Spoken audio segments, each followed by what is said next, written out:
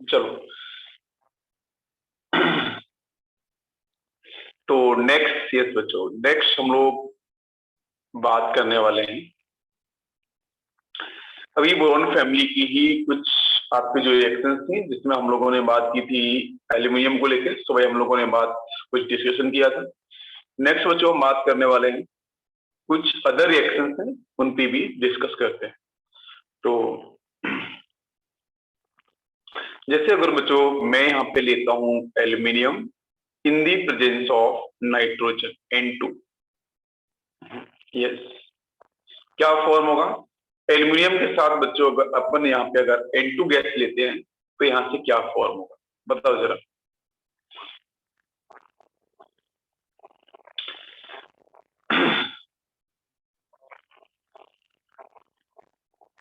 क्या फॉर्म होगा, सभी लोग आंसर बताओ। यस, ये भी क्लासरूम में पहले हो चुका है। यहां से आपका फॉर्म होगा एल्यूमिनियम, ठीक है, नाइट्राइड, एल्यूमिनियम नाइट्राइड का फॉर्मेशन, ठीक है।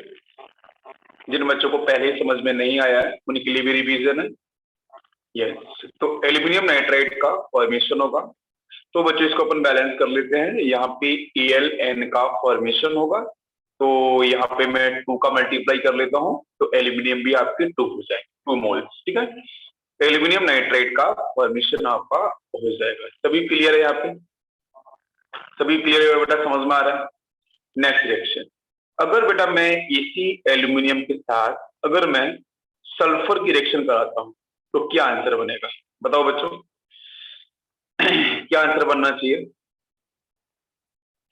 एल्यूमिनियम बच्चों, मैं एक यहाँ पे आपको हिंट कर देता हूं, ये जो एल्यूमिनियम है ना, ये नॉन मेटल्स के साथ, एल्यूमिनियम जो है ये नॉन मेटल के साथ डायरेक्टली रिएक्शन सपोर्ट करता है, ठीक है, डायरेक्ट आंसर फॉर्म करता है।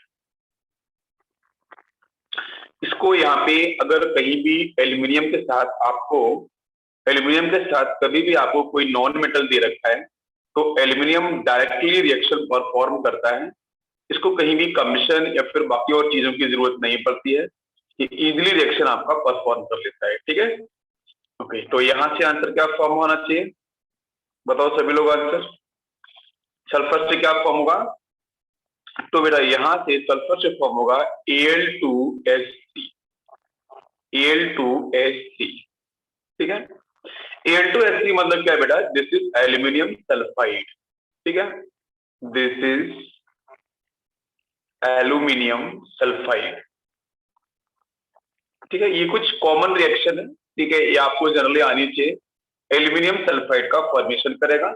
बाकी अपन अगर बैलेंसिंग की बात करें तो बच्चों यहाँ पे आपका एल्यूमिनियम 2 हो जाएगा और सल्फर आपका यहाँ पे 3 एटम्स हो जाएंगे, ठीक है, क्लियर है। तो अगर एल्यूमिनियम के साथ अगर आपको कोई भी नॉन मेटल दे रखा है तो ये डायरेक्टली रिएक्शन करता है, कोई इसमें इतनी बिल्कुल भी ऐसा कुछ अदर रूल्स यहाँ पे एप्लीकेबल नहीं। सभी को समझ में आ रहा है? अगर बच्चों में एल्यूमिनियम के साथ अगर मैं हेलोजन यूज करता हूं तो बताओ यहाँ पे जो H2 है ये आपका यहाँ पे F2 हो सकता है, Cl2 हो सकता है, ब्रोमीन Br2 हो सकता है और आपका आयोडीन हो सकता है, ठीक है। तो अगर हेलोजन के साथ अगर एल्यूमिनियम की रिएक्शन होगी तो व्हाट इज द आंसर, बताओ जल्दी से। यस, AlX3, एक्स लिया मैंने हेलोजन, बाकी नीचे मैंने उसके हाइलाइट्स दे दिया आपको। AlX3 का फॉर्मेशन होगा। बाकी इसको अपन अगर बैलेंस करें तो बच्चों यहाँ पे 2 आ जाएगा, यहाँ पे हम 2 का मल्टीप्लाई कर सकते हैं, 3 × 2 6 हेलोजन, तो मैं 3 का मल्टीप्लाई यहाँ कर देता हूँ। रिएक्शन हमारी बैलेंस हो गई। सभी को समझ में आ रहा है? सभी को समझ में आ रहा है? यस, ये कुछ कॉमन रिएक्शन है जो नीट के अंदर आ सकते हैं और आपको बिल्कुल ध्यान रखना है। इसके बाद बच्चों हम बात करते हैं हाइड्रोलिसिस की तरफ, ठीक है। तो हाइड्रोलिसिस पे मैं बात करूं बेटा, अगर एल्यूमिनियम नाइट्राइड है, सभी लोग आंसर करेंगे in the presence of water molecule. आपकी प्रैक्टिस कराना बहुत जरूरी है, जितने हम अच्छे से प्रैक्टिस करेंगे हमारी उतनी अच्छी कमांड होगी, ठीक है, रिएक्शंस के ऊपर। एल्यूमिनियम नाइट्राइड मैंने दे रखा है, जो भी देखो ऊपर फॉर्म हुआ था यहाँ पे देखो, तो इसके साथ अगर मैंने वाटर मॉलिक्यूल डाल दिया तो बच्चों क्या फॉर्म होगा बताओ? एल्यूमिनियम की वैलेंसी बच्चों कितनी होती है? +3। आपको पता है ना अच्छे से? यस, बिल्कुल सही। सभी लोग आंसर करो बेटा, मुझे समझ में आना चाहिए कि किन किन बच्चों को आंसर बन रहा है, किस पे नहीं बन रहा है। ठीक है, एयर ओएस सही बेटा, यहाँ पे नाइट्राइड दिख रहा है ना, तो nitride always for ammonia gas. क्या सभी को मेरी बात समझ में आ रही है? ठीक है, ये रिवीजन चल रहा है बच्चों, प्लीज मजा आएगा क्योंकि रिवीजन जितना हम सही से करेंगे ठीक है उतना ही बेटर रहेगा। आपको सारी के सारी क्वेश्चन 90% क्वेश्चन आप सॉल्व कर सकते हो।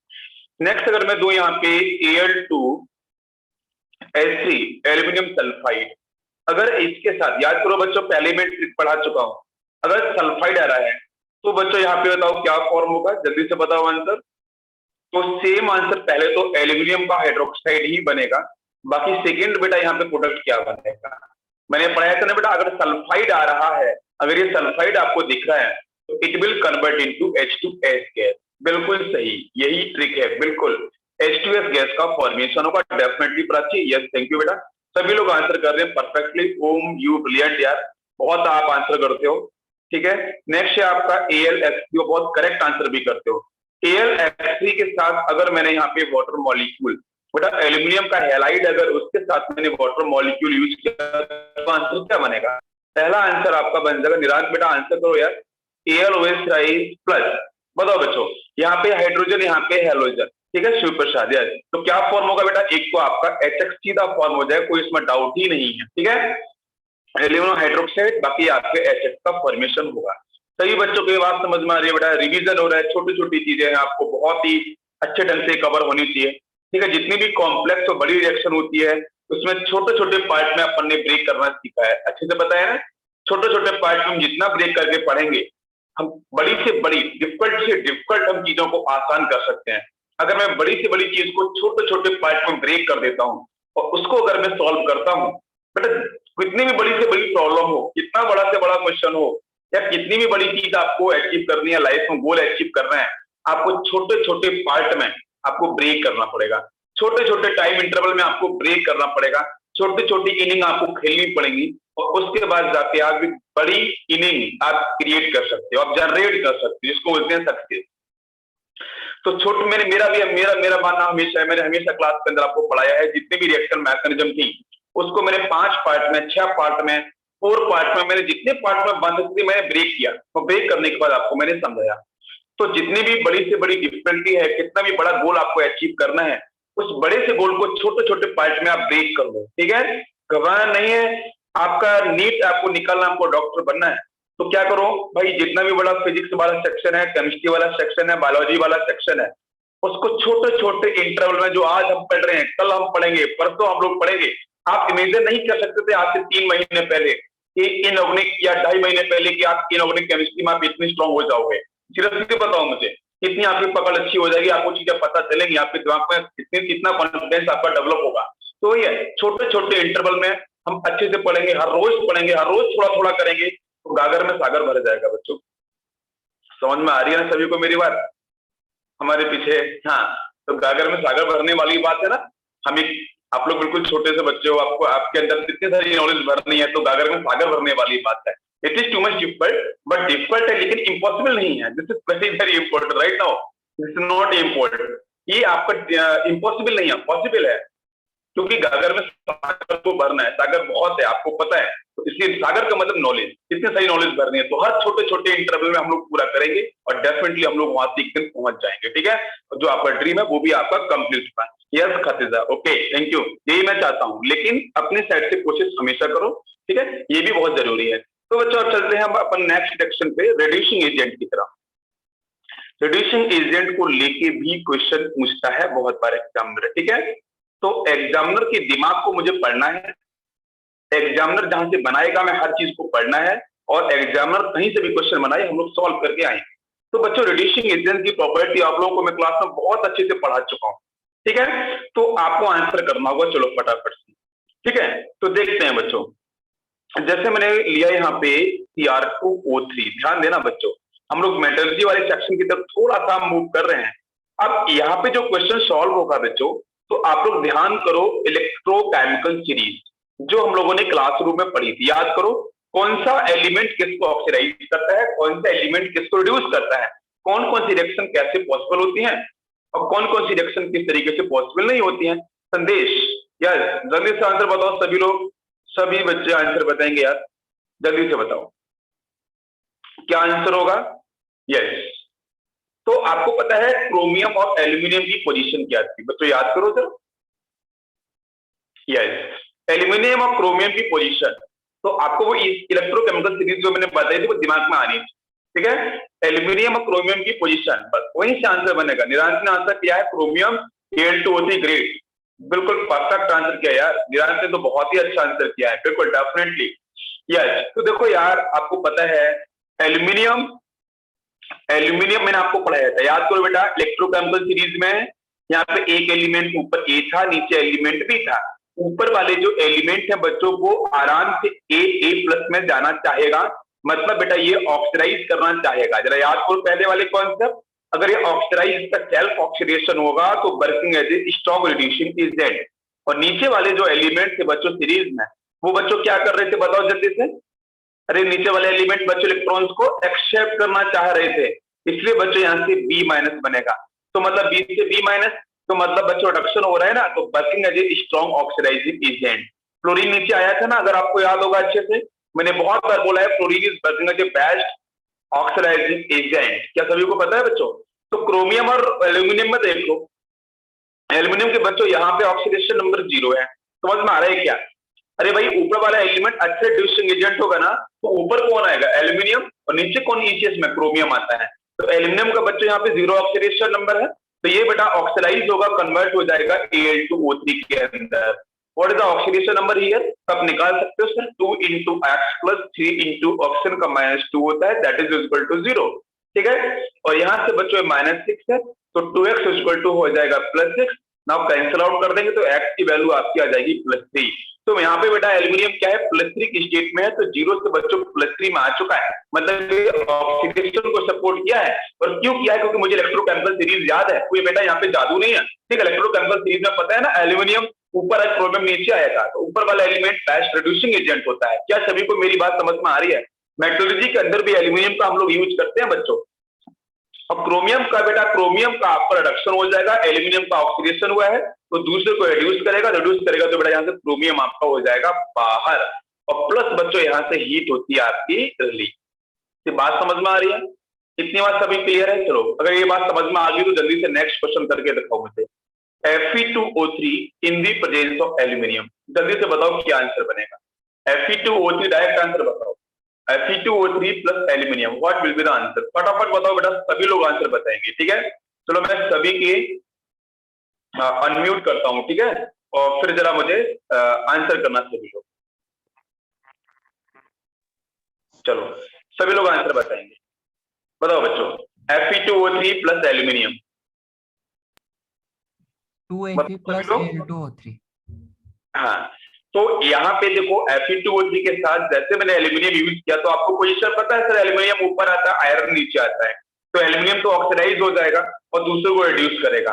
तो यहाँ से बेटा एक तो आंसर बन जाएगा आपका Al2O3 प्लस आयरन, आपका यहाँ से बाहर निकल जाएगा। बाकी बैलेंसिंग आप कर लेना, कोई इसमें इशू नहीं है, और प्लस आपकी हीट होगी रिलीज। तो बैलेंसिंग अगर क्वेश्चन आएगा बच्चों, तो रेडॉक्स रिएक्शन से क्वेश्चन आता है बैलेंसिंग को लेके, ठीक है ना। बैलेंसिंग को लेकर क्वेश्चन आएगा तो रेडॉक्स रिएक्शन से क्वेश्चन आपका आ सकता है और कहीं से नहीं आएगा। तो रेडॉक्स रिएक्शन से बैलेंसिंग आपकी इंटरमोलिकुलर, इंट्रामोलिकुलर, ऑटो रेडॉक्स, तीनों की बैलेंसिंग मैं करना आपको सिखा दूंगा एक बार किसी लेक्चर के अंदर, तो वहां से आपको कॉन्सेप्ट बहुत ही क्लियर हो जाएंगे। हाफ सेल को लेकर बता दूंगा, पूरी सेल को लेकर भी बता दूंगा, दोनों तरीके से बता दूंगा, ठीक है। चलो यहाँ तक क्लियर हो गया। अब हम बात करते हैं नेक्स्ट और रिएक्शन पे। जैसे मैंने आपको यहाँ पे दिया MnCO4, MnCO4, इसके साथ मैंने वही लिया है एल्यूमिनियम, ठीक है। बताओ बच्चों क्या आंसर बनेगा, जल्दी से बताओ। तो पता है ना सर, पोजीशन एल्यूमिनियम ऊपर आएगा, मैग्नीज नीचे आता है, तो क्या आंसर बनेगा।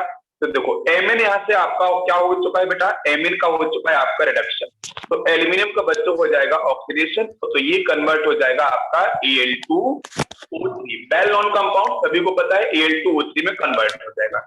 यहाँ तक सभी को समझ में आ रहा है, यहाँ तक सभी बच्चों क्लियर है, ओके। इसके उसके बाद देखो बच्चों, हम लोग बात करेंगे एक अदर सेक्शन जो बहुत इंपॉर्टेंट है, वेरी वेरी वेरी इंपॉर्टेंट। ठीक है, अब ये जो मैं सेक्शन बात कर रहा हूं, ये मैं बात कर रहा हूँ जेई एडवांस वाला सेक्शन है, थोड़ा सा एडवांस वाला सेक्शन है आपके एल्यूमिनियम को लेके ही। ठीक है, तो देखते हैं अपन यहाँ पे रिएक्शन कैसे। तो बच्चों जो एल्यूमिनियम है ये कुछ नॉन मेटल्स को भी करता है रिड्यूस। ध्यान दो, कुछ नॉन मेटल्स ऐसे हैं, उन नॉन मेटल्स को बेटा आपको रिक्वायरमेंट है तो ही आप माइक को ओपन करो, अदरवाइज आप उसमें ना मेरी बात को सुनो। बाकी बच्चों को भी डिस्टरबेंस हो रहा होगा शायद, हर कोई आपकी आवाज किधर से भी कैसे आती है। तो बच्चों यहाँ पे आपका एल्यूमिनियम क्या है, आपका आपको मैं इंपॉर्टेंट बात कर रहा हूँ, यही एडवांस सेक्शन को लेके बात कर रहा हूँ। ये जो एल्यूमिनियम है कुछ आपके नॉन मेटल्स हैं, उनको भी बच्चों ये क्या करता है, उनको आपका ये ऑक्सीडाइज से रिड्यूस तो कर नहीं सकता, ऑक्सीडाइज करेगा। ध्यान दो, तो मैं यहाँ पे लिखूंगा ऑक्सीडाइज। ठीक है, ऑक्साइड। तो यहाँ पे जो आपका एल्यूमिनियम है ये रिड्यूस करता है या ऑक्सीडाइज करता है, क्या करता है? जैसे रिएक्शन लेते हैं तो वहां समझते हैं, अभी ऑक्सीडाइज रिड्यूस को छोड़ते हैं अपन। ठीक है, ऑक्सीडाइज करेगा, रिड्यूस क्या करेगा, एक रिएक्शन लेते हैं, जो इंपॉर्टेंट रिएक्शन है उसी को लेते हैं। तो यहाँ पे मैंने लिया है suppose carbon dioxide in the presence of aluminium. क्या आंसर बनेगा बताओ जरा, क्या आंसर बनेगा? यहाँ से एल्यूमिनियम ऊपर आएगा, कार्बन नीचे आएगा, आपको अच्छे से पता है। कार्बन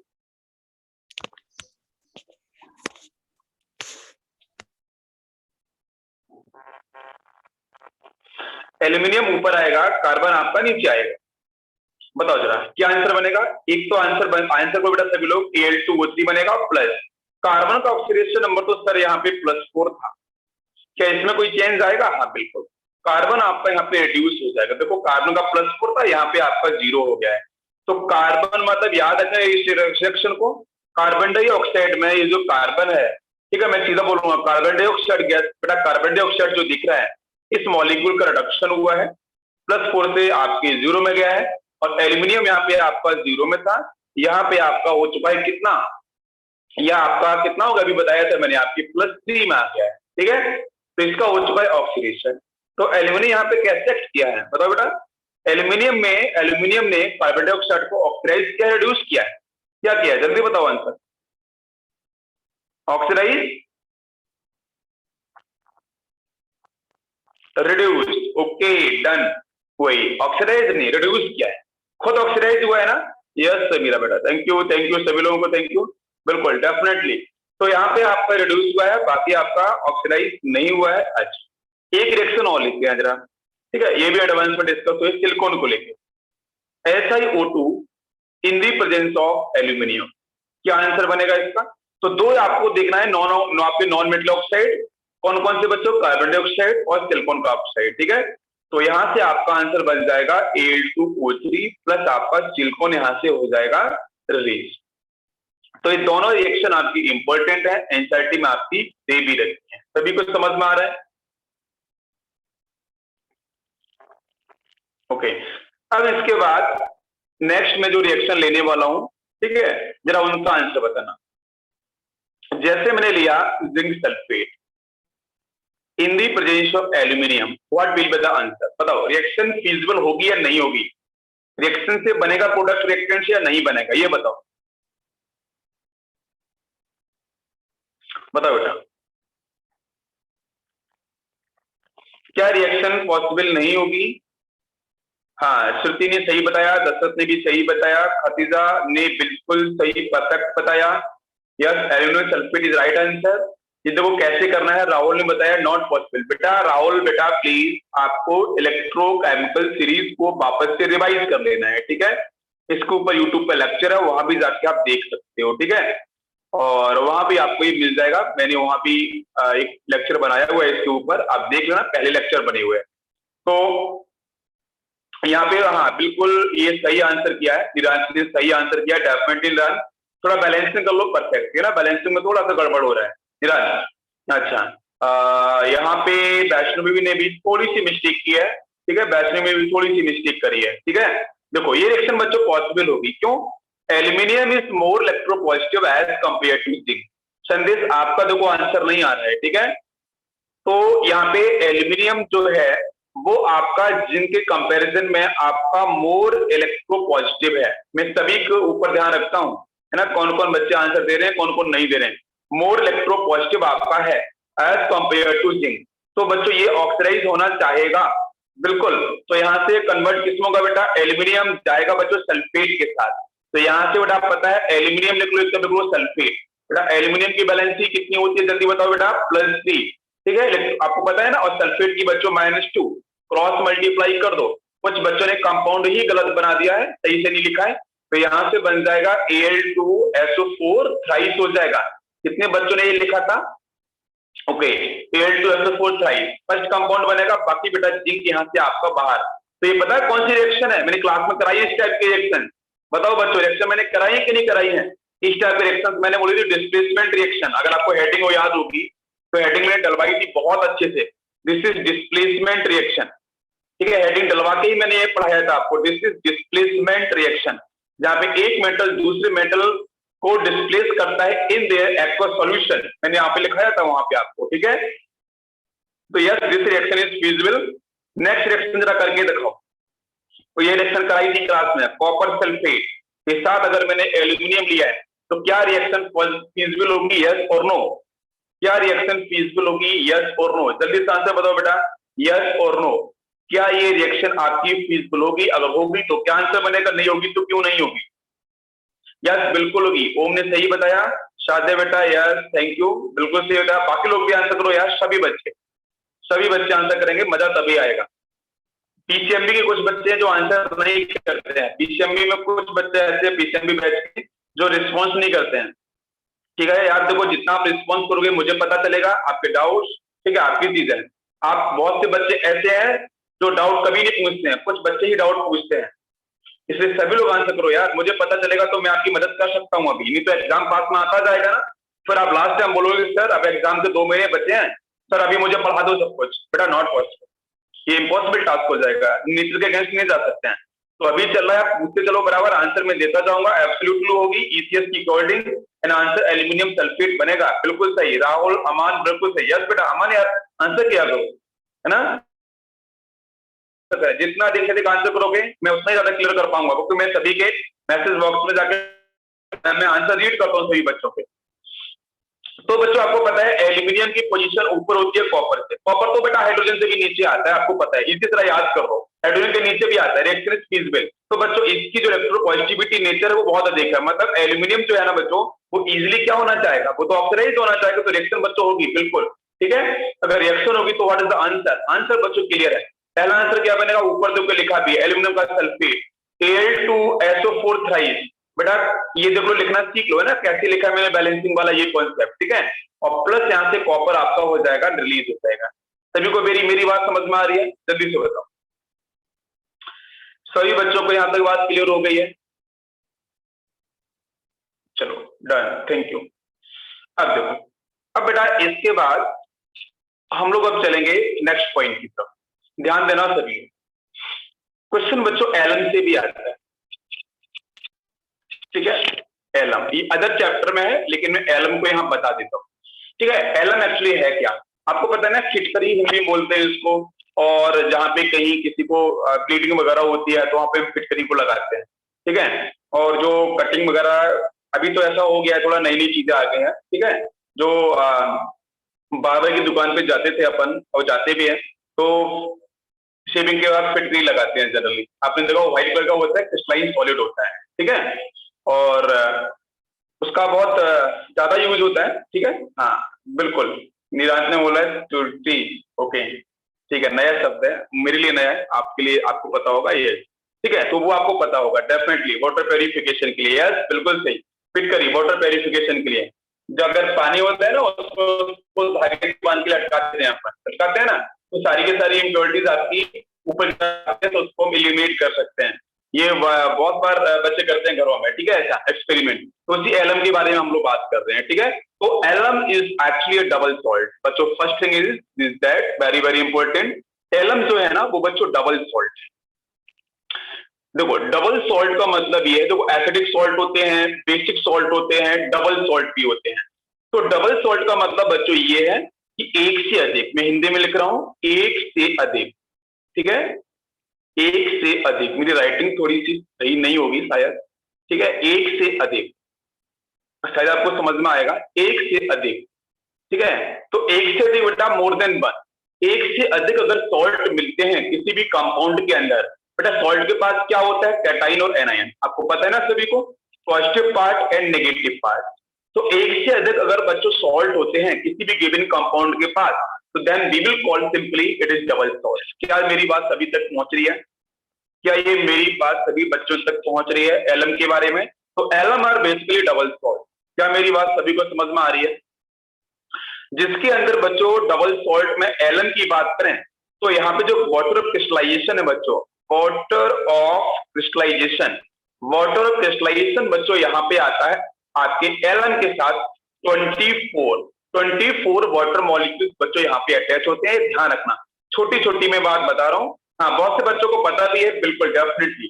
तो बच्चों यहाँ पे मैं लिख रहा हूँ सबसे बहुत ही बेसिक आपका फर्स्ट है आपका potassium, this is the potassium, मैं लिख रहा हूँ एक एलम लिख रहा हूँ बच्चों, डबल सॉल्ट लिख रहा हूँ, potassium aluminium sulphate, potassium aluminium sulphate, potassium aluminium sulphate. ये बच्चों बहुत वेल नोन कॉमन आपका एक एलम है, ठीक है। एक भाई पोटास एलम बोलते हैं संदेश, डेफिनेटली है ना, आपको पता है, ठीक है, ये आपका पोटास एलम ही है। तो इसके साथ बच्चों यहाँ पे क्या है, इसका अगर मैं फॉर्मूले के बारे में बात करूं तो क्या होगा, तो देखो बच्चों इसका फॉर्मूला होता है K2SO4 डॉट, ठीक है बेटा, एल्यूमिनियम बेटा, एलम से मतलब बेटा क्या है, एल्यूमिनियम से मतलब क्या है, एल्यूमिनियम का सल्फेट है, तो Al2SO4 बेटा पता है ना, भी लिखा था इसका थ्राइस, एंड डॉट आपके 24 वाटर मॉलिक्यूल। क्या सभी को बात समझ में आ रही है? तो यहाँ बच्चों देखो एक से अधिक सॉल्ट है कि नहीं, सभी बच्चों समझो, एक तो बच्चों K2SO4 दिख रहा है मुझे, एक Al2SO4 साइज दिख रहा है, दो सॉल्ट है इसलिए मैंने बेटा लिखा है एलम बेटा कैसे होते हैं, डबल सॉल्ट होते हैं। क्या सभी तक मेरी बात पहुंच रही है? सही बच्चों तक क्लियर है? तो मैं इसकी जनरल फॉर्म लिख सकता हूं, तो बेटा इसकी जनरल फॉर्म क्या होगी, तो जनरल फॉर्म बच्चों क्या होगी, जनरल फॉर्म लिखूंगा मैं तो यहाँ पे आपका N2SO4 डॉट एम डैश कर लेते हैं क्योंकि सेकेंड मेटल है कोई सा, यहाँ पे आपका होगा SO4 साइज, देन बच्चों यहाँ पे होंगे आपके 24 वाटर मॉलिक्यूल। अब एक क्वेश्चन है कि सर एम और एम डैश के बारे में एक्सप्लेन कर दो, तो पूरा का पूरा आंसर मेरे सामने आ जाएगा, ठीक है। तो एम बच्चों क्या क्या होगा, एम मतलब ये फर्स्ट जो मेटल है, फर्स्ट मेटल कौन कौन से हो सकते हैं बताओ बच्चों? एम जो होगा ना वो मोनोवैलेंट रेडिकल होगा, क्या होगा, मोनोवैलेंट, ध्यान दो बच्चों, monovalent radical, monovalent radical ion का मतलब है जिसकी वैलेंसी बच्चों 1 होती है। क्या मेरी बात समझ में आ रही है? जिसकी वैलेंसी आपकी 1 होती है, तो वो बेटा हम ले सकते हैं यहाँ पे कैपिटल एम जो फर्स्ट लिखा है उसकी जगह, यस ग्रुप फर्स्ट वाले, बिल्कुल सही। जैसे मैं यहाँ पे ले सकता हूँ सोडियम प्लस, मैं ले सकता हूँ बच्चों पोटेशियम प्लस, मैं ले सकता हूँ रूबीडियम प्लस, मैं ले सकता हूँ सीजियम प्लस, ठीक है, CS प्लस, मैं बच्चों ले सकता हूँ सिल्वर +1, यस ओम बेटा ध्यान दो, है ना, सिल्वर डी ब्लॉक का है लेकिन valency is very important, mono valence is very very important, तो हम लोग यहाँ सिल्वर +1 भी ले सकते हैं। बच्चों हम लोग थैलियम, याद है क्या थैलियम, थैलियम +1 बिल्कुल इंपॉर्टेंट, थैलियम भी हम लोग ले सकते हैं। और बच्चों क्या ले सकते हैं, अमोनियम आयन NH4+1 भी ले सकते हैं। क्या सभी को मेरी बात समझ में आ रही है? Very very important. यह संदेश बेटा यहाँ तक क्लियर है, ये बात समझ में आ गई पूरी की पूरी। हम क्या क्या ले सकते हैं, हम फर्स्ट एक एलिमेंट तो ले ही सकते हैं, उसके साथ हम लोग एक सिल्वर आया है, थैलियम है, जो जो मतलब +1 वाले हैं, है ना, उन सभी को हम लोग यहाँ पे ले सकते हैं, वेरी वेरी इंपॉर्टेंट इस एम की जगह। अब आते हैं एम डैश, ये समझ में आ गया ना पूरा, यहाँ तक जल्दी से बताओ, है ना, एक बार में पूरा समझ में आ जाएगा पोटास एलम एक्चुअली है क्या और किस तरीके से आपका आंसर यहाँ पे बनता है। अच्छा अब इसके बाद 1 सेकेंड, यस, इसके बाद अभी हम लोग जो बात कर रहे थे एम डैश, तो मैं एम डैश की जगह क्या ले सकता हूं बच्चों, तो एम डैश की जगह हमें जो लेना होगा बताओ जरा, ट्राइवेलेंट रेडिकल। आपने क्वेश्चन मार्क किया, बिल्कुल सही किया आपने, करेक्ट है बेटा खातिजा, ठीक है, आपने भी आइडेंटिफाई किया ऊपर से ना एल्यूमिनियम के बेस पे, trivalent basic radical, trivalent basic radical हम लोग यहाँ पे, बेसिक रेडिकल का मतलब बेटा क्या है, मेटल के बारे में अपन बात कर रहे हैं, बेसिक रेडिकल अपन यहाँ पे ले सकते हैं। जैसे बच्चों ट्राइवेलेंट वाले कुछ एग्जांपल दो मुझे जल्दी से, जैसे अभी था एल्यूमिनियम Al+ भी था, जैसे आपका क्रोमियम आता है +3 के अंदर, है ना, +3 वाले। जैसे आपका और क्या हो सकता है, आयरन हो सकता है +3, है ना, मेटल बेटा होना चाहिए, ठीक है ना, this is very important. Next आपका Mn+3 वाला, मैंने आपको ऑक्सीडेशन नंबर लगाई थी ना बच्चों, डी ब्लॉक पर याद भी करना सिखाया था, CO भी आपका +3 में।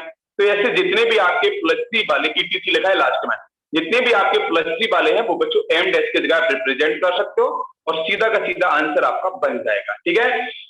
बोरॉन मेटल नहीं है, कहते थे बेटा बोरॉन में मेटल के बारे में बेसिक बोला ना, बेसिक रेडिकल, बेसिक रेडिकल का मतलब मेटल के बारे में अपन बात कर रहे हैं, समझ में आ रहा है क्या? चलो मैं कुछ एग्जांपल लेता हूं, जरा आप बताना उसका नाम क्या होगा। जैसे मैं आपसे चलो पूछूं, आप जरा मुझे बताना, मैं आपसे पूछूं फेरिक एलम, जरा इसका फॉर्मूला लिख के दिखाओ जल्दी से। फेरिक एलम का फॉर्मूला क्या होगा, लिखो जल्दी से, बताओ आंसर। फेरिक एलम का, जैसे पोटास एलम था ना, वैसे फेरिक एलम है, तो उसका फॉर्मूला क्या होगा, जल्दी से बताओ। फेरिक एलम का फॉर्मूला क्या होगा, ठीक है। जैसे मैं आपसे पूछूं क्रोम, ठीक है, क्रोम एलम का फॉर्मूला क्या होगा, आप लिख लो और मुझे जरूर ये सॉल्व करके भेजना, क्रोम एलम का फॉर्मूला क्या होगा, ठीक है। सभी लोग लिख लो, नहीं तो अभी भी मुझे भेज सकते हो, ठीक है, मैं अभी भी देख सकता हूं। सोडियम एलम का फॉर्मूला क्या होगा, ये भी बताओ मुझे, ठीक है। इसके बाद मैं आपसे पूछ सकता हूं अमोनियम एलम, ठीक है, अमोनियम एलम का फॉर्मूला क्या होगा, ठीक है, एलम, अमोनियम एलम का फॉर्मूला क्या होगा, सही बताना है बच्चों। पोटास एलम, ठीक है, पोटास एलम, ये तो हम लोगों ने अभी पढ़ा ही था, ठीक है। पोटास एलम का फॉर्मूला क्या होगा ये भी आपको बताना है, ठीक है। तो ये कुछ कॉमन है, ये आपके लिए होमवर्क है, ठीक है, ये आपके लिए होमवर्क है, कुछ बच्चे आंसर कर रहे हैं, डेफिनेटली मैं चेक करूंगा और आपको करेक्ट भी करूंगा, ठीक है, यस। तो मैं चलो चलता हूं आज के आंसर्स की तरफ, और आंसर्स में 225, डेफिनेटली यू ब्रिलियंट सभी स्टूडेंट्स। तो मैं चलो चेक करता हूँ, सिद्धि ने आंसर किया है फेरिक एलम, फेरिक एलम में बोला है NH4, ओके, ट्वाइस आना चाहिए, देन सल्फेट आपने थ्राइस सीधा कर दिया है, NH4 FeSO4 थ्राइस, तो 24 वाटर मॉलिक्यूल्स हर जगह होंगे, ठीक है। खातिजा ने किया है, ठीक है, ओके, रितेश ने भी किया है, आर्या ने भी किया है, निरांश ने किया है, Na सोडियम वाला किया है ना आपने, NaAlSO4 आपने किया है ट्वाइस, डॉट 12 वाटर मॉलिक्यूल।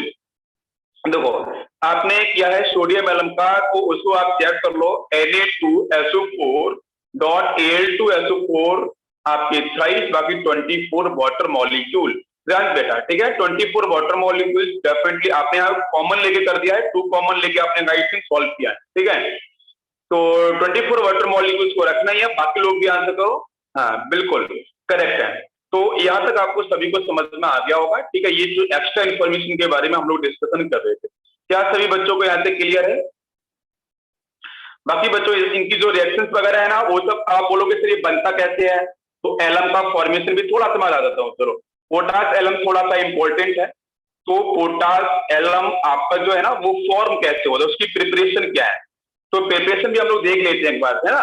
तो सबसे पहले बच्चों देखो वही बॉक्साइड, आपको पता है क्या बॉक्साइड, तो बॉक्साइड से ही कहानी स्टार्ट होगी, ठीक है। जो आपका बॉक्साइड ओर था, ठीक है, या फिर अपन बॉक्साइड ओर की जगह बच्चों अपन एल्यूमिनियम सल्फेट, ध्यान दो, या फिर बोल सकते हो ना एल्यूमिनियम सल्फेट, ध्यान दो, बॉक्साइड या फिर बॉक्साइड ओर या बच्चों एल्यूमिनियम सल्फेट।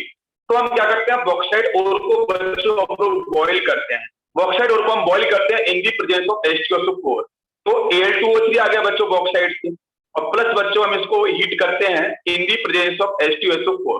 जब बेटा हीट करेंगे तो यहाँ से आयन एक्सचेंज रिएक्शन आपको दिखी, आयन एक्सचेंज रिएक्शन, तो यहाँ से बन जाएगा Al2SO4, और ये बच्चों यहाँ पे थ्राइस हो जाएगा, और प्लस यहाँ से आपके 3 वाटर मॉलिक्यूल्स हो जाते हैं एलिमिनेट, ठीक है। तो सबसे पहले स्टेप क्या है बच्चों, पोटास एलम के फॉर्मेशन में, तो ये एक बार स्टेप समझ लो, आपके दिमाग में बैठ जाएगा। पोटास एलम बनाने का बेटा सबसे पहले वही बॉक्साइड ओर, उसको बच्चों हम पहले स्टेप में करते हैं, हीट करते हैं, बॉइल करते हैं in the presence of H2SO4। इसके बाद बच्चों सेकंड स्टेप में क्या होगा, ये आपका सॉल्ट बन चुका है, तो यहाँ पे आएगा Al2SO4, ये आपका थ्राइस हो जाएगा, प्लस बच्चों नेक्स्ट आपका सॉल्ट K2SO4, ये आपको लैब में बन जाता है आराम से, और प्लस बच्चों यहाँ पे 24 वाटर मॉलिक्यूल ऑफ क्रिस्टलाइजेशन, आपको ये लेके, तो प्लीज तो ध्यान देना, पोटास एलम बेटा हम कहां से बनाएंगे, बॉक्साइड ओर से, कभी क्वेश्चन आ जाए तो आप टिक कर लेना। तो बच्चों यहाँ पे तो अलग अलग सॉल्ट लिखे हुए हैं, अगर इन सॉल्ट को बच्चों में डॉट की फॉर्म से रिप्रेजेंट कर दूं तो डॉट फॉर्म बच्चों कैसे, वही आपकी Al2SO4 ये आपका 28 हो जाएगा, डॉट यहाँ पे आपका K2SO4 डॉट 24 वाटर मॉलिक्यूल। तो इस डॉट से अगर मैंने रिप्रेजेंट किया है तो इसी को बेटा हम लोग बोल सकते हैं पोटास एलम। सभी को बात समझ में आ रही है? This is potash alum. यहां तक सभी क्लियर है बेटा? जल्दी से बता, सभी क्लियर है? ओके। इसके बाद हम लोग चलने वाले हैं बच्चों, एक प्रोसेस का नाम मैंने पहले लिया था, याद करो, जब हम लोग क्रिस्टाइन बोरॉन की तरफ बात कर रहे थे तो मैंने प्रोसेस का नाम लिया था बच्चों gold Smith, SCHMIDT, gold Smith process. Gold Smith के साथ हम लोग इसको इस बार ऐसे ही बोलते हैं गोल्ड स्मिथ एल्यूमिनो। इस पे क्वेश्चन है बच्चों, है ना? गोल्ड स्मिथ एल्यूमिनो थर्माइट या थर्मिक भी बोलते हैं, थर्मिक प्रोसेस। ठीक है, ये क्या है और किस तरीके से काम करता है इसको हम लोग समझते हैं। सभी को समझ में आ रहा है? गोल्ड स्मिथ या बच्चों एल्यूमिनो थर्माइट प्रोसेस पे क्वेश्चन आए हैं प्रीवियस ईयर के अंदर, तो इस पे हम लोग सॉल्व करेंगे। क्या सभी को मेरी बात समझ में आ रही है? आपको अच्छे से पता है एल्यूमिनियम के पास बच्चों एक स्पेशल पावर है। एल्यूमिनियम का मतलब बेटा एल्यूमिनियम समझ में आ रहा है। एल्यूमिनियम के पास बच्चों स्पेशल पावर है, ये क्या करता है? ये इजिली मेटल को डिस्प्लेस कर सकता है उनके ऑक्साइड से। क्या मेरी बात समझ में आ रही है? ये किसी भी मेटल को इजिली, क्योंकि इलेक्ट्रोपॉजिटिव इफेक्ट के रिस्पेक्ट में तो आसानी से क्या कर सकता है, किसी मेटल ऑक्साइड से आराम से मेटल को डिस्प्लेस कर सकता है। क्या सभी को मेरी बात समझ में आ रही है? और प्रोसेस बच्चों क्या होता है? एक्सोथर्मिक। ये भी आपको हमने आज बताया। ठीक है, ये प्रोसेस बच्चों कैसा होता है? बहुत ही जबरदस्त एक्सोथर्मिक होता है, जहां पे डेल्टा एच की वैल्यू क्या होती है बच्चों? नेगेटिव होती है, हाईली नेगेटिव होती है और बहुत ही तगड़ा मतलब रिएक्शन आपका हीट रिलीज करता है। तो बच्चों यहाँ पे होगा क्या, प्रोसेस को समझते हैं। तो हम क्या करते हैं कि मैंने कोई ऑक्साइड ले लिया, मेटल का ऑक्साइड, और उसके सामने बच्चों हम लेके आते हैं एल्यूमिनियम। तो यहां से बच्चों बन जाता है सीधा Al2O3। आंसर बताओ, Al2O3 प्लस मेटल जो बच्चों अभी रिएक्शन भी हम लोगों ने करी है, तो मेटल यहां से रिलीज, मेटल आपका डिस्प्लेस हो चुका है इस मेटल ऑक्साइड से। इतनी बात सभी को समझ में आ रही है? और प्लस बच्चों यहाँ पे क्या होगा, हीट आपकी रिलीज होगी, हीट आपकी रिलीज होगी। क्या मेरी बात सभी क्लियर है? ये प्रोसेस सभी क्लियर है? तो बच्चों ये जो आपका Al2O3 प्लस मेटल, ये पूरा का पूरा होता है बच्चों मोल्टन स्टेट में। किसमें होता है? मोल्टन स्टेट के अंदर।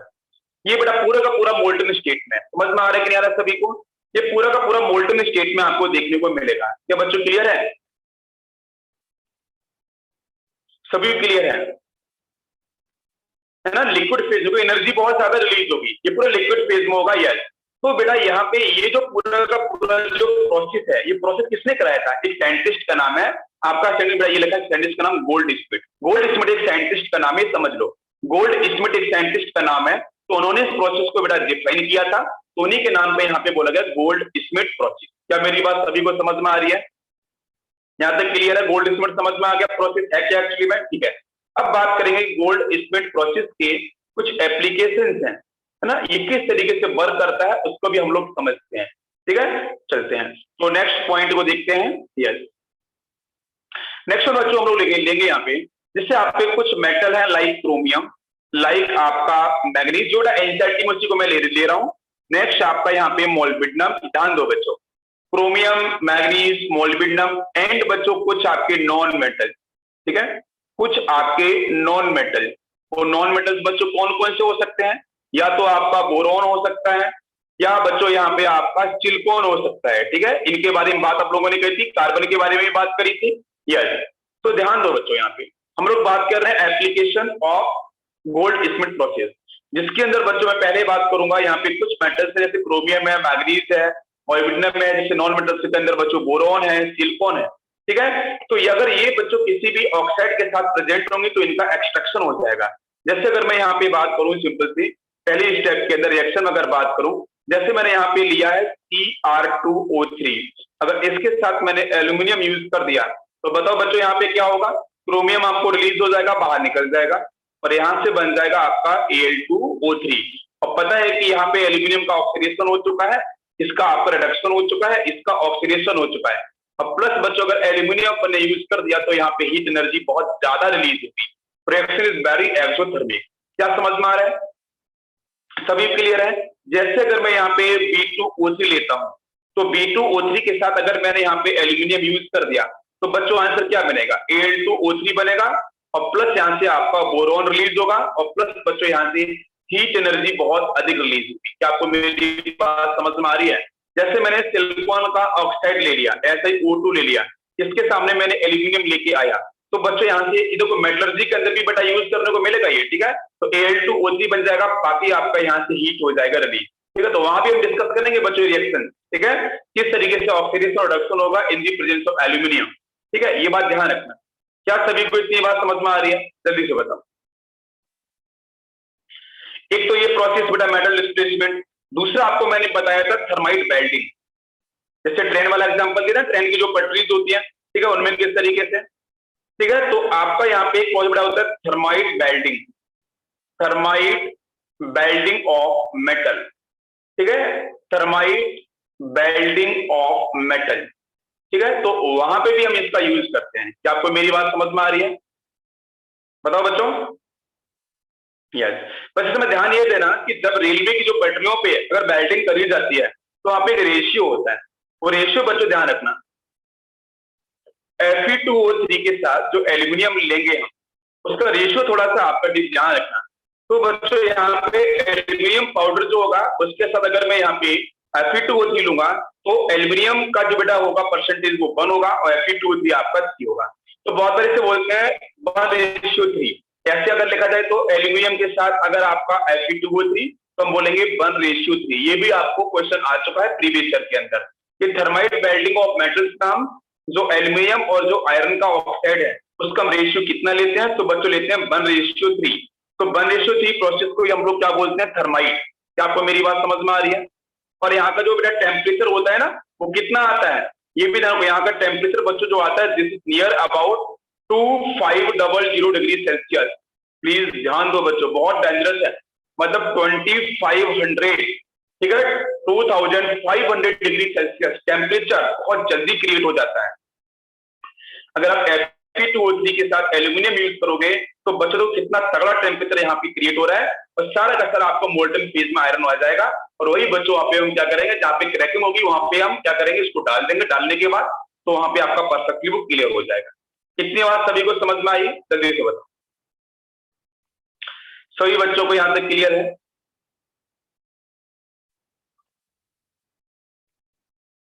यहां तक सभी को समझ में आ गया?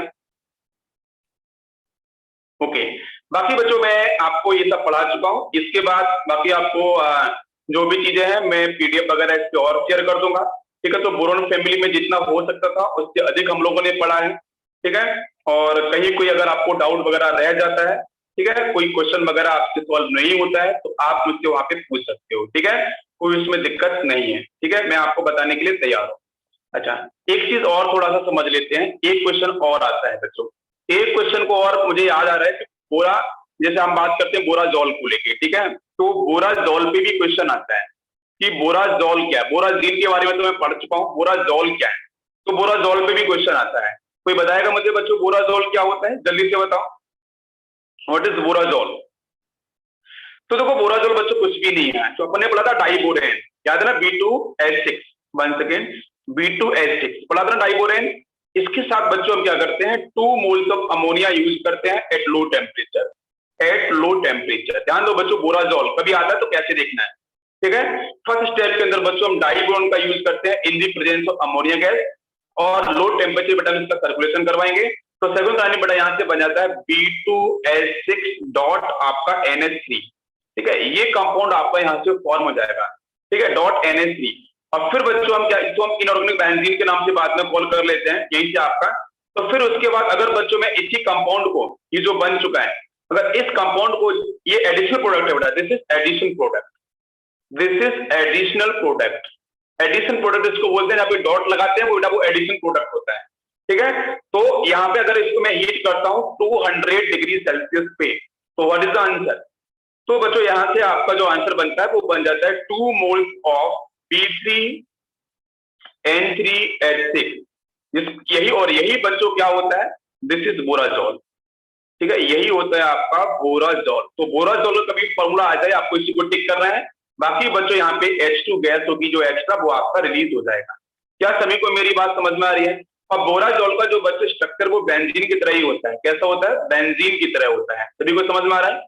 बेंजीन की तरह इसका आपका स्ट्रक्चर होता है। तो बोराजोल के बारे में कभी भी आता है तो आपको ध्यान रखना है कि diboranic reaction in the presence of ammonia gas का सर्कुलेशन एट लो टेम्परेचर, यहाँ से बनेगा एडिशनल प्रोडक्ट, उसको हीट कर दो बच्चों 200 डिग्री सेल्सियस पे, तो बन जाएगा आपका बोराजोल B3N3H6। इसका बेटा जो स्ट्रक्चर है वो बेंजीन जैसा होता है, बेंजीन की तरह ही बिल्कुल होता है। और इसका जो स्ट्रक्चर है वो भी मैं आपको बता देता हूँ, अल्टरनेट पोजीशन पे होता है, बिल्कुल अल्टरनेट पोजीशन पे बोरोन और नाइट्रोजन होता है। तो जैसे बच्चों यहाँ पे ये देखो आपका मैं ले लेता हूँ BH, यहाँ पे आपका नाइट्रोजन हाइड्रोजन, यहाँ पे कोऑर्डिनेशन बॉन्ड इसकी तरफ आएगा बिकॉज वीकेंड ऑर्बिटल आपका वही होगा, तो दिस NH, और इसके साथ हम यहाँ पे ले सकते हैं BH, यहाँ पे नाइट्रोजन एक कोऑर्डिनेशन बॉन्ड होगा और बाकी इसके साथ एक आपका इस तरीके सिंगल बॉन्ड होगा। यहाँ पे आपका हाइड्रोजन और ये आपको यहाँ पे आ जाएगा BH, और उसके बाद जो ऊपर वाला नाइट्रोजन दिख रहा है यहाँ से आपका क्या होगा, यहाँ से आपका कोऑर्डिनेशन बॉन्ड, बाकी आपका इस तरीके चेक कर लो 1 2 3, ठीक है 1 2 3, परफेक्ट, ठीक है। तो इसी तरीके से आपका बेंजीन का भी स्ट्रक्चर होता है, अगर आपको पता है बेंजीन में आपने पढ़ा है कार्बन कार्बन इस तरीके यही स्ट्रक्चर होता है ना बेंजीन का, जहां पे आपकी अल्टरनेट पोजीशन पे क्या होता है बच्चों, डबल बॉन्ड होता है ना, बाकी यहाँ पे हाइड्रोजन एंड हाइड्रोजन, हर जगह आपको हाइड्रोजन देखने को मिलते हैं। तो बेंजीन की तरह ही इसका स्ट्रक्चर क्या होता है आपका, ये स्ट्रक्चर आपकी बोराजोल का है, ठीक है। दिस स्ट्रक्चर इज बोराजोल, बोराजोल का आपका स्ट्रक्चर है, इसको ध्यान रखना, कभी कोई गलती आपसे नहीं होगी। बाकी हम लोगों ने बोराजीन में पढ़ा था ना, यस हाँ, बोराजीन में डिस्कस हम लोगों ने किया था, ठीक है। बोरोन नाइट्राइड के बारे में भी हम लोगों ने पढ़ा था, कोई दिक्कत नहीं है, ठीक है। तो वो सारी की सारी चीजें आपको समझ में आ गई है, B2 एसिड वगैरह कोई दिक्कत नहीं है। अब एक क्वेश्चन मुझे ये बता दो, लिविक एसिड कैरेक्टर, इसको भी क्वेश्चन आता है। मैं आपसे पूछूं कि बोरोन ट्राईहैलाइड, ध्यान देना बच्चों, जैसे मैंने आपको दिया BI3, मैंने आपको दिया यहाँ पे BBr3, ध्यान देना, मैंने आपको दिया BF3, मैंने आपको दिया है BCl3, तो आपको बताना है इनके लिविक एसिड कैरेक्टर का ऑर्डर क्या होगा। ये फर्स्ट कंपाउंड है, ये सेकेंड कंपाउंड है, ये थर्ड कंपाउंड है, ये फोर्थ कंपाउंड है, इनका बताया लिविक एसिड का ऑर्डर कैरेक्टर क्या होगा। सबसे अच्छा लिविक एसिड कौन सा होगा, जल्दी से बड़ा एसिड का मतलब एक्सेप्टर, जल्दी से रिलेटिव आपका सबसे अच्छा आपका लिविक एसिड कैरेक्टर किसका होगा बच्चों, BI3 का होगा क्या, कितने बच्चे हाँ कर रहे हैं, जल्दी से मैंने पूछा लिविक एसिड कैरेक्टर ऑफ बोरोन ट्राईहैलाइड सबसे अच्छा किसका होगा, बिल्कुल सही BI3 is correct answer, BI3 का सबसे अच्छा होगा लिविक एसिड कैरेक्टर। फिर बच्चों ऑर्डर में क्या आएगा, BBr3 आएगा, फिर आएगा आपका BCl3 और उसके बाद आपका आ जाएगा BF3। This is the order of, बहुत बार इस पे क्वेश्चन आया है बच्चों नीट एग्जाम के अंदर, लिविक एसिड सही ऑर्डर कहां पे दे रखा है, ऐसा आपसे क्वेश्चन आता है। क्या सभी को मेरी बात समझ में आ रही है, जल्दी से बताओ, यहां तक सभी बच्चों क्लियर है?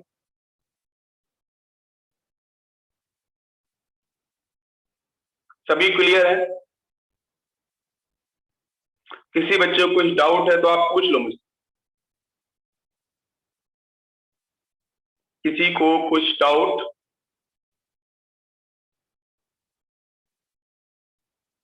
अच्छा, एक क्वेश्चन और आता है, बोरॉन में ही आता है क्वेश्चन, वो भी मैं क्वेश्चन आपको बताता हूं। जो हम हाइड्राइड्स के बारे में बात कर रहे थे, हाइड्राइड्स दो टाइप के बनते हैं, एक बच्चों बनता है BnHn+4, first type boron hydride का, और सेकेंड टाइप होता है आपका यहाँ पे BnHn+6, ये दो टाइप होते हैं बोरोन हाइड्राइड के। इनमें भी क्वेश्चन आता है स्टेबिलिटी को लेकर, तो अगर बच्चों मैं N=2 पुट करूं, 1 पुट करने से नहीं 2 पुट करूं तो बनेगा आपका डायमर फॉर्म से, तो B2H6। यहां से नेक्स्ट बनता है B5H9, ठीक है। और भी अगर बात करें तो वो बेटा बनता है B6, जो इंपॉर्टेंट है वही मैं बता रहा हूँ, O10, यही आपका बनता है B10H14, इसको ऊपर नहीं पूछेगा। ये सेकेंड टाइप की अगर मैं बात करूं तो यहाँ पे आपका बनेगा B4O10, ठीक है, इस तरीके से। नेक्स्ट अगर बात करूं तो B5O11। क्वेश्चन आता है स्टेबिलिटी को लेके, तो अगर बोरोन के इस तरीके, सॉरी हाइड्राइड है बेटा, not oxide, 1 second, this is hydride. अगर यहाँ पे क्वेश्चन आता है कि जो गिवन, आपको वहां पे फॉर्मूला नहीं दिया जाएगा, आपको सिर्फ बोला कि दोनों में से स्टेबल कौन से है या कौन सा स्टेबिलिटी का ऑर्डर सही है, तो क्या करोगे आप लोग, बताओ जल्दी से बताओ बच्चों, कौन सा आपका स्टेबल होगा।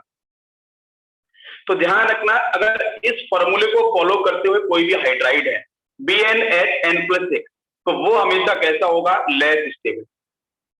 बस ये होगा लेस स्टेबल, आप ध्यान रखना। BnH n+6 का कभी भी अगर फॉर्मूला आ जाता है, इससे रिलेटेड कंपाउंड अगर कहीं मिल जाता है, तो ये आपका लेस स्टेबल होगा, और ये वाले आपके हमेशा क्या होंगे, मोर स्टेबल। तो अगर इस पे भी क्वेश्चन आ जाता है तो आप लोग परफेक्टली कर पाओगे। बताओ बाकी आपका मोस्ट स्टेबल हाइड्राइड कौन सा है, B2H6। आपको पता है B2H6 इज मोर स्टेबल, इस पे हम लोग क्या करते हैं, स्टडी करते हैं। तो यहाँ पे आपका बोरोन फैमिली होता है फिनिश। तो अब बच्चों हम लोग बात करें कार्बन फैमिली की तरफ। तो चलते हम लोग कार्बन फैमिली को एक बार स्टार्ट कर लेते हैं। यस, तो कार्बन फैमिली के अंदर बच्चों जो हमारे एलिमेंट्स हैं, lithium do not form, 1 second, क्या पूछा था, 1 सेकेंड, यहाँ पे क्वेश्चन है, lithium do not form alum because its coordination number is 4, explain this. Okay, ये क्वेश्चन है। लिथियम के बारे में देखो बात करते हैं, तो लिथियम का आपका जो लिथियम पे जो चार्ज है वो तो मोनोवैलेंट में ही, बट लिथियम की चार्ज डेंसिटी बहुत कम है, ये आपको अच्छे से पता है। लिथियम की चार्ज डेंसिटी बहुत ज्यादा है। पॉजिटिव चार्ज डेंसिटी क्या है, बिकॉज साइज बहुत छोटा है, चार्ज डेंसिटी बहुत अधिक है। मेरी बात समझ में आ रही है संदेश? तो लिथियम की, हाँ संदेश ने बताया एक्नोबोरेन या नीडोबोरेन, हाँ वही बोलते हैं, हाँ वही वही है। आपको मैंने शायद पहले भी ग्रुप पे ये मैंने आपको डाले हुए हैं फोटोज वगैरह, बोरेन के टाइप्स को डाले हुए हैं, अगर आप लोगों ने किसी बच्चों ने देखा होगा, मैं डालते रहता हूँ बीच में। तो लिथियम की चार्ज डेंसिटी है ना, वो बहुत कैसी है, बहुत ज्यादा है, पॉजिटिव चार्ज डेंसिटी।